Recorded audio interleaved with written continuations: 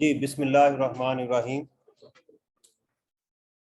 अच्छा जी, इसमें जो क्वेश्चन नंबर 7 है, हम पास पेपर का एनालिसिस कर रहे हैं उसकी टेक्निक को कि कैसे उसका आंसर क्या करना है। असल चीज़ है कि उस क्वेश्चन को रीड करके उसको इंटरप्रेट कैसे करना है, ये चीज़ हमारी बेसिक है। कहते हैं जी आप सिचुएशंस बताएं अंडर दी, ये सितंबर 2017 का क्वेश्चन है। Under the provisions of income tax ordinance state the situations where an expenditure deduction allowances is required to be apportioned. ये situation for the purpose of claiming deductions 3 number का question है और ये section I think so it is 67। Section 67 के accordingly ये reference check कर लीजिएगा, section लिखने की जरूरत नहीं है। इसमें लॉ ये कहता है कि आप कब अपोर्शनमेंट करेंगे, तो आप बताएंगे under the following circumstances the expenditure deduction और allowances should be apportioned on a reasonable basis. Number one, if an expenditure belongs to taxable income and non-taxable income, right? Number two, if an expenditure belongs to taxable income and for some other purposes, right? ये दो चीजें। और फिर उसके बाद आप बताएंगे कि if an expenditure is belongs to a taxable income and an income is taxable on certain other basis like separate block of income, तो इन हालात में आप क्या करेंगे, उस एक्सपेंडिचर को आपको क्या करना पड़ेगा, अपोर्शन करना पड़ेगा। दोबारा सुन लें, नंबर 1 कि वो एक से ज्यादा हेड ऑफ इनकम में है, नंबर 2 टैक्सेबल और एग्जेम्प्ट इनकम में है या किसी और पर्पस में है, और नंबर 3 कि आपकी वो इनकम जो है वो टैक्सेबल, कुछ इनकम टैक्सेबल पे हो रही है और कुछ एक अलग रेट के ऊपर टैक्स हो रही है, तो आपको एक्सपेंडिचर को पोर्शन करना पड़ेगा। फॉर एग्जाम्पल, जैसे आपने एक घर किराए पे दिया हुआ है, मैं अब एग्जांपल दे रहा हूँ, यहाँ लिखनी नहीं है, वैसे समझाने के लिए।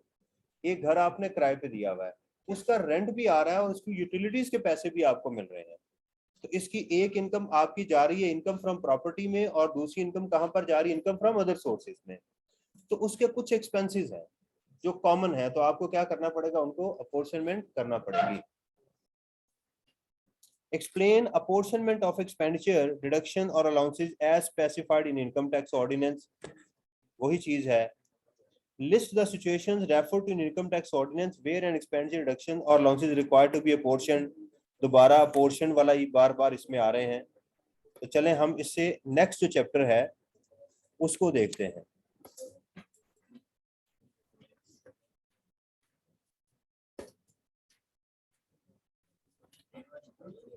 क्वेश्चन असल है इंटेंसिटी क्या है उसकी, बार बार एक चीज रिपीट कर रहा है ना वो। इनकम टैक्स के लिए भी इंपॉर्टेंट है और सेल्स टैक्स के लिए भी है, तो वैसे ही इनकम टैक्स का, लेकिन सेल्स टैक्स में भी इक्वली इंपॉर्टेंट है ये।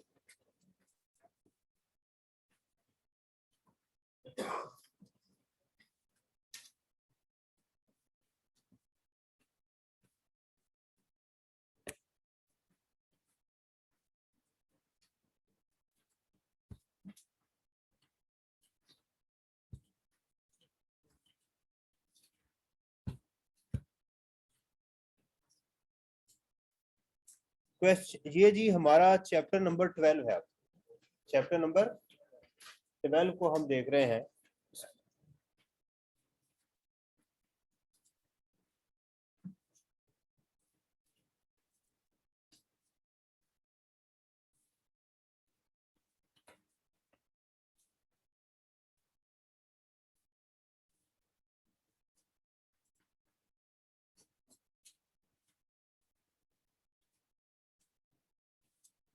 सितंबर 2019 का क्वेश्चन है।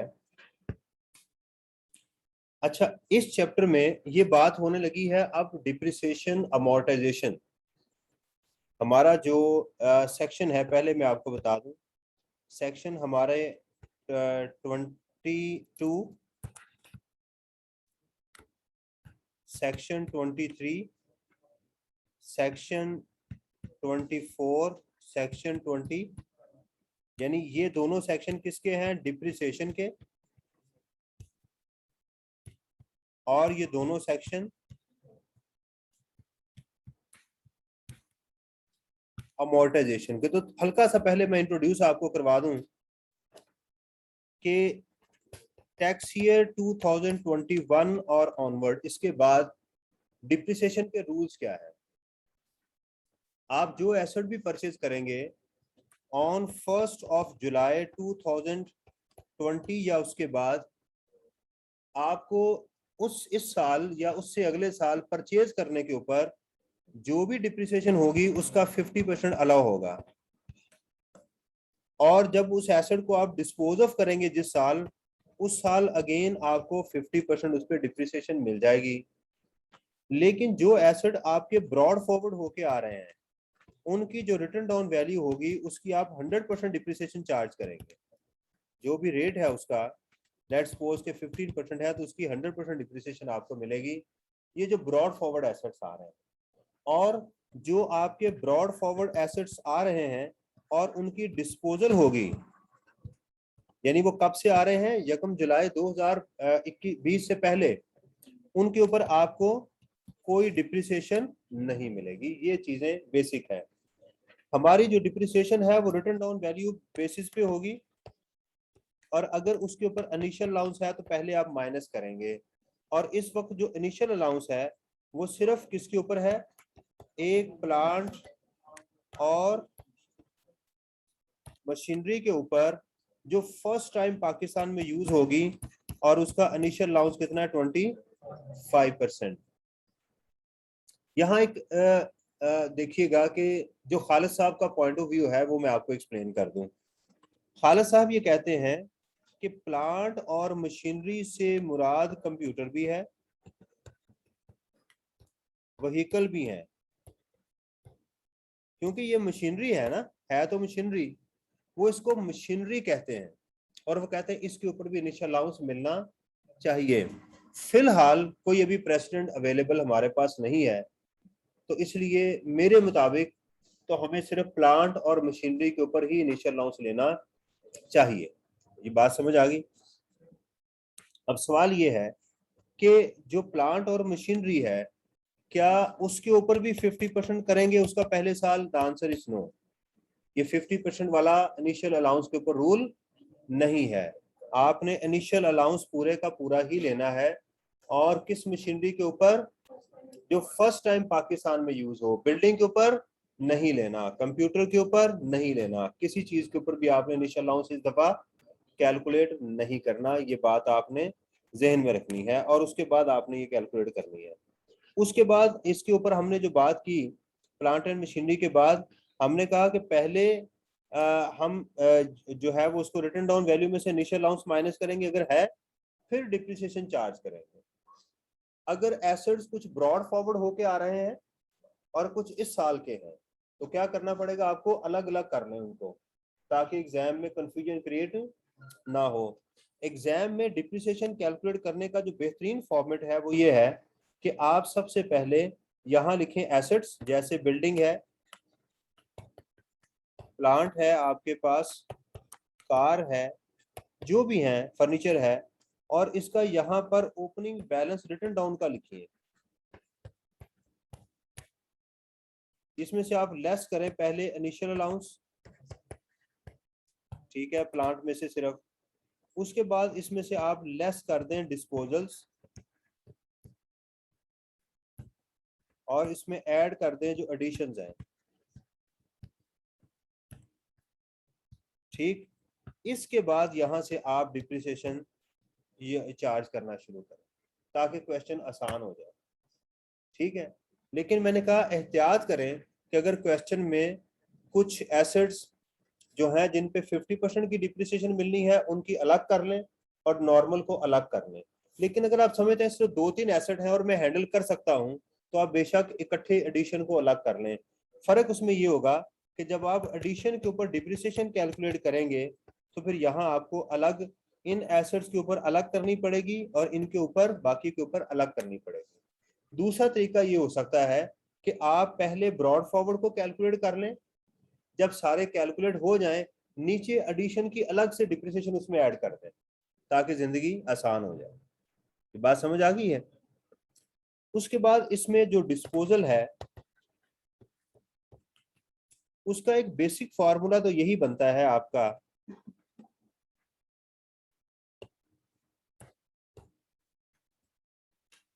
डिस्पोजल का बेसिक फॉर्मूला तो यही है, सेल प्राइस और fair market value whichever is higher minus tax written down value. अगर कुछ भी मेंशन नहीं तो फिर तो यही है, लेकिन इसके कुछ स्पेशल केसेस हैं।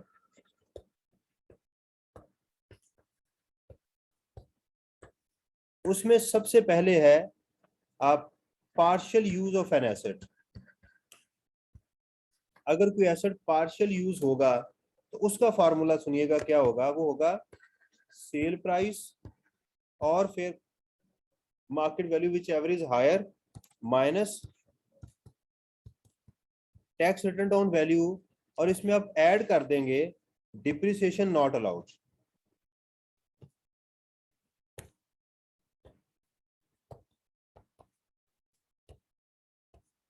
तो इसमें ये नई चीज आएगी, यानी उस पार्शियल यूज की वजह से जितनी डिप्रिसिएशन आपको पिछले सालों में अलाउ नहीं की गई उसमें क्या कर देंगे, ऐड कर दी जाएगी। उसके बाद एक केस है इसके अंदर, लैंड और बिल्डिंग जिनकी सेल प्राइस उनकी कॉस्ट से ज्यादा होगी, यानी आपने जितने की खरीदी बेची उससे महंगी है, जितने की खरीदी बेची उससे महंगी है। उस केस में आपने क्या करना है कि आज तक उसकी जो टैक्स डिप्रिसिएशन होगी जो अलाउड होगी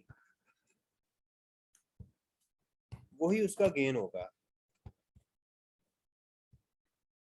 ठीक है, जो अलाउ होगी। इसमें डेटा आपको एग्जाम में कैसे मिल सकता है, इसके अंदर वो आपको ये बता सकता है कि जनाब एक बिल्डिंग हमने खरीदी, वो थी 6 मिलियन की, और आज हमने बेच दी है वो 12 मिलियन की।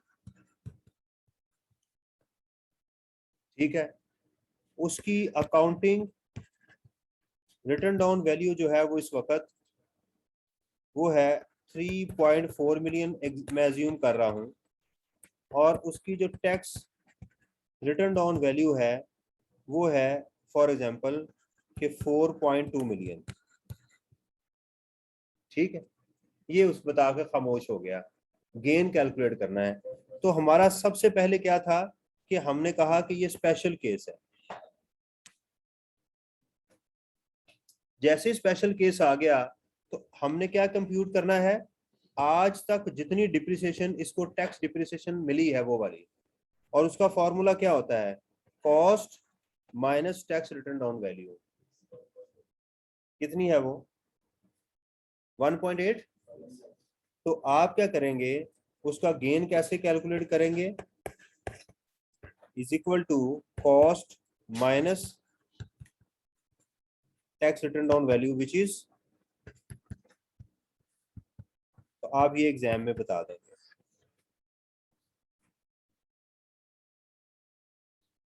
यानी जितनी आज तक डिप्रिसिएशन उस एसेट पे अलाउ की गई उसकी रिवर्सल पड़ जाएगी, बस ये होगा इसके अंदर।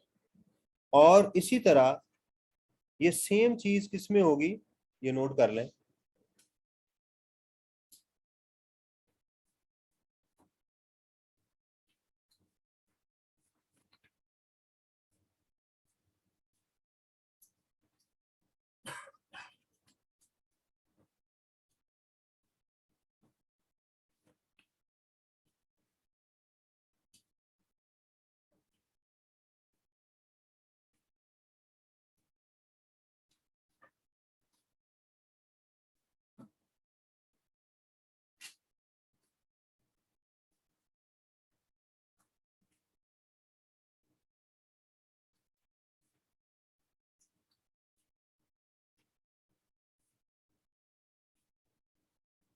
जी ठीक है।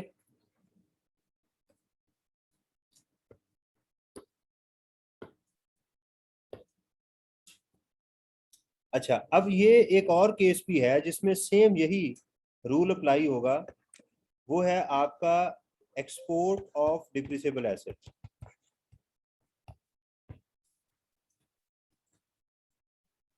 एक्सपोर्ट ऑफ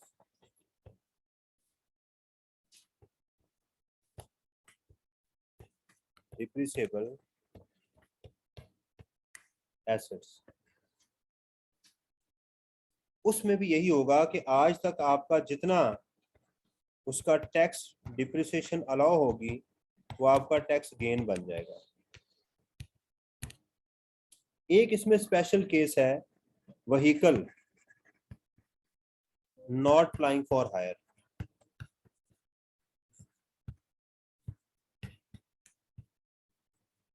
ये कौन सी व्हीकल होती हैं जो नॉट प्लाइंग फॉर हायर होती हैं, जो डायरेक्टर यूज करते हैं, जो बिजनेस में इस्तेमाल हो रही होती है ना, उनको नॉट प्लाइंग फॉर हायर कहते हैं। एक वो गाड़ियां होती हैं जो बिजनेस, जिनसे बिजनेस किया जा रहा होता है, जैसे ये फॉरवर्ड कंपनी जो ये लगेज का काम करती है ना, नहीं गवर्नमेंट नहीं करती भाई, है डेवो है, ये रेंट कार वाला करते हैं काम। इस तरह कोई साहब जो है अपनी गाड़ी जो है उस पर चला रहे हैं, उबर पे चला रहे हैं, तो वो अप्लाइंग फॉर हायर होती है, पैसेंजर ट्रांसपोर्ट, तो ये वो है। और उसकी वैल्यू जो है वो कितनी है, 25 लाख से ज्यादा है। तो इसकी जो मैक्सिमम डिप्रिसिएशन आपको मिलेगी, मैक्सिमम वैल्यू फॉर डिप्रिसिएशन, वो 25 लाख है। यानी अगर एग्जाम में कहा जाए गाड़ी डायरेक्टर के लिए परचेज की गई है 60 लाख की, तो आपने क्या करना है, उसकी डिप्रिसिएशन किस पे लेनी है, 25 लाख पे। तो अगर ये पहला साल है उसका, तो फिर क्या करेंगे, फिर आप उसका आधी डिप्रिसिएशन चार्ज करेंगे, फिर उसकी डिप्रिसिएशन आधी चार्ज करेंगे। और जब ये एसेट डिस्पोज ऑफ होगा, तो नॉर्मल फॉर्मूला हमारा गेन का क्या है, sale price into sale price minus करते हैं हम टैक्स रिटर्न डाउन वैल्यू, इसको आपने मल्टीप्लाई कर देना है 2.5 million divided by original cost से जो उसकी, यानी अगर वो गाड़ी जो है, ये इसी की एग्जांपल लें, वो बिकी है हमारी गाड़ी 50 लाख रुपए की, तो इसको मल्टीप्लाई करेंगे 25 लाख, ये फिक्स है, 25 लाख फिक्स है, नीचे जो उसकी ओरिजिनल कॉस्ट आपको गिवन होगी, और इसमें से माइनस करेंगे आप इसकी tax written down value. Let's suppose कि इसकी टैक्स रिटर्न डाउन वैल्यू जो थी वो किस पे बेस कर रही होगी, 25 लाख पे। लेट्स सपोज कि इसकी tax written down value 13 lakh रुपया है, तो आप इस तरह से कैलकुलेट करेंगे। यानी स्पेशल केस है, यहाँ एहतियात ये करनी है कि ये टैक्स रिटर्न डाउन वैल्यू इसकी 25 लाख पे बेस हो रही होती है।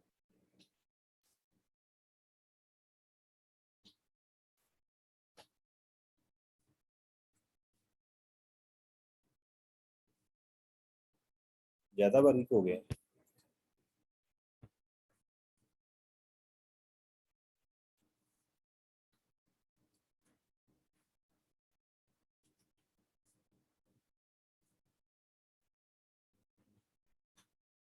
जी नोटेड, नोट कर लिया। अच्छा जी, अब एक केस इसके अंदर और आ चुका हुआ है, वो ये है कि अगर एसेट को ग्रुप में डिस्पोज ऑफ किया जाए, disposal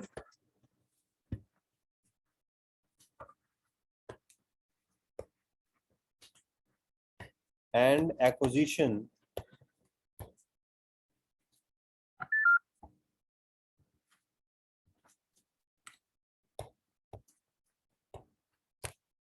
of assets in group. अगर आप एसेट को, यानी पूरी फैक्ट्री आपने अगर डिस्पोज ऑफ कर दी है, तो उसको आप कैसे करेंगे, उसका तरीकेकार क्या है कि आप एक कॉलम में एसेट्स लिखें, जैसे बिल्डिंग है, जैसे प्लांट है, ठीक है, जो ग्रुप मीन पूरे तमाम एसेट्स को बेच दिया। यहाँ फेयर मार्केट वैल्यू जो है सेल प्राइस के साथ कंपेयर नहीं करनी। इसी तरह आपने कार बेच दी, एक कंप्यूटर बेच दिया, इसकी हमें एग्जाम में फेयर मार्केट वैल्यू गिवन होगी, आप वो लिख लें। और यहाँ उसकी जो प्राइस आपको मिली है वो लिख लें। तो फॉर एग्जांपल के बिल्डिंग की जो फेयर मार्केट वैल्यू थी वो 100 थी, प्लांट की जो थी वो 200 थी, प्लांट छोटा नहीं, प्लांट बहुत बड़े बड़े भी प्लांट होते हैं। गाड़ी जो थी वो 20 की थी और 30 का कंप्यूटर था, कंप्यूटर थे। टोटल कितने हो गए हमारे पास? 350। तो इन एसेट की फेयर मार्केट वैल्यू थी 350। तो हमने किसी को ऑफर की, उसने कहा जनाब टोटल 300 ले लो, मैं सारे उठा लेता हूँ। तो हमने उसको 300 के बेच दिए। ये महंगे भी बिक सकते हैं, सस्ते भी बिक सकते हैं। अब इसकी sale price for tax calculation कितनी आएगी, वो कैसे करेंगे आप? 100 डिवाइडेड बाय 350 इंटू 300। तो 100 डिवाइडेड बाय 350 इंटू 300, इसका आएगा 200 डिवाइडेड बाय 350 इंटू, इसका 20 डिवाइडेड बाय 350 इंटू,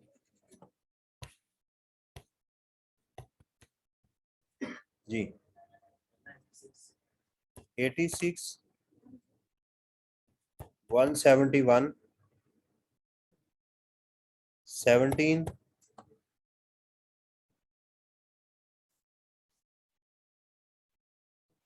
जी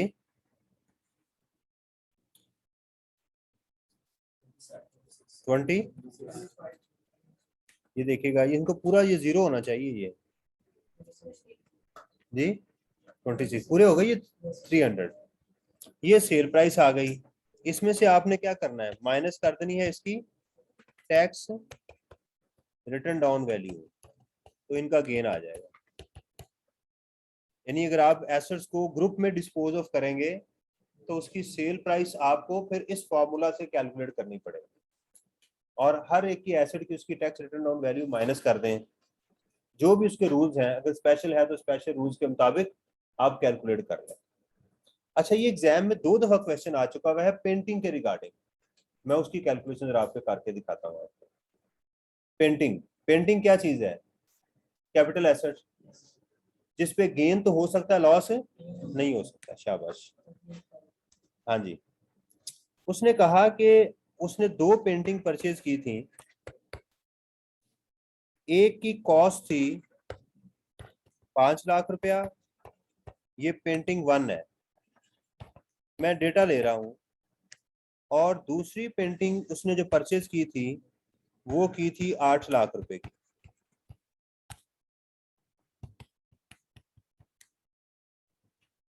आग लगी, दोनों पेंटिंग जल गई।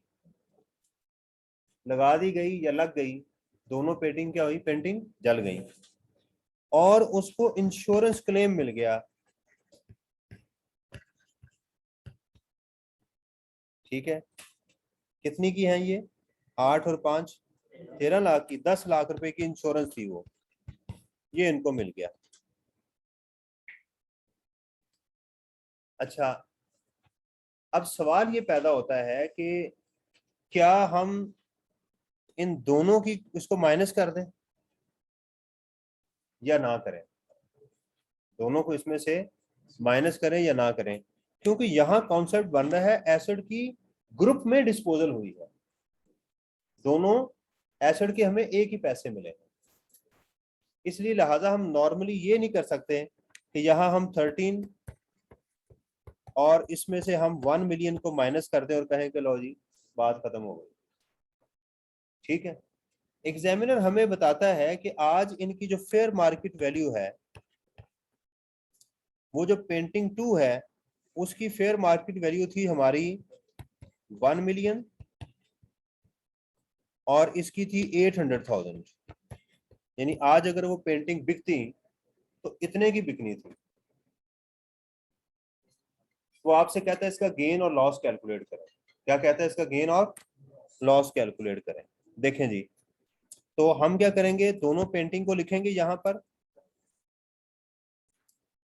पेंटिंग 1 और पेंटिंग। तरीकेकार क्या है, फेयर मार्केट वैल्यू लिखनी है आपने यहाँ पे, और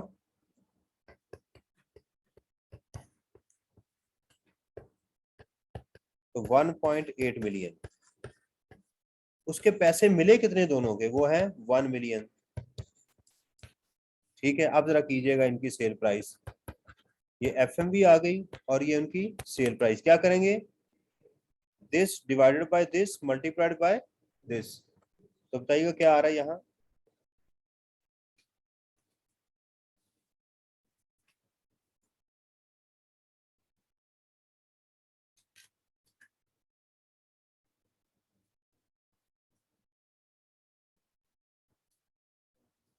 जी 444 444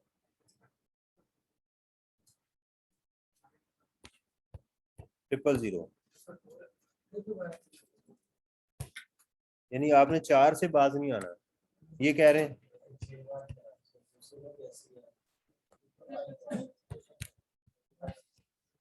55।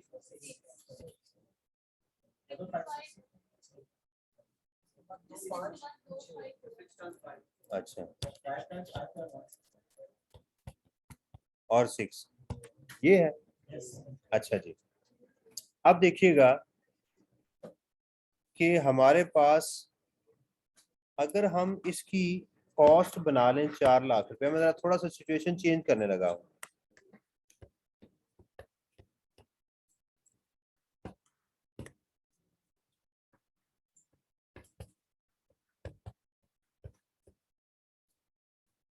अच्छा, अगर ओवरऑल देखा जाए, ये देखिएगा सिचुएशन, तो हम कहेंगे कि हमें 2 लाख रुपए का लॉस हो गया। ये बात अब जरा ध्यान से सुननी। अगर ओवरऑल देखा जाए तो हम कहेंगे हमें 2 लाख रुपए का लॉस हो गया, और पेंटिंग के लॉस में क्या होगा कि उसका लॉस को कंसीडर नहीं किया जाएगा। लेकिन चूंकि ये ग्रुप में डिस्पोजल हो रही है, तो अब देखेंगे ग्रुप में जब डिस्पोजल हुई तो इसकी सेल प्राइस कितनी आ गई, और पेंटिंग 2 की ये आ गई। माइनस क्या करना है इसमें से, कॉस्ट। इसकी कॉस्ट है 400,000 और इसकी कॉस्ट कितनी है 800,000। तो इसका गेन कितना आ गया 44,000, और इसका लॉस आ गया, तो इसके लॉस को कंसीडर नहीं करेंगे। तो हमें टैक्सेबल गेन कितना आ गया, तो देखें कैलकुलेशन से ओवरऑल हमें लॉस हो रहा था 2 लाख रुपए का, ओवरऑल लॉस था। लेकिन जब हमने ग्रुप की एप्लीकेशन की, सेक्शन 76 की हमने जब एप्लीकेशन की, तो पता चला कि जनाब ये तो एक में गेन है एक में लॉस है, तो इसका गेन टैक्सेबल हो जाएगा इसके अंदर। ये एग्जाम में 2 दफा क्वेश्चन आ चुका हुआ है पेंटिंग का जो है।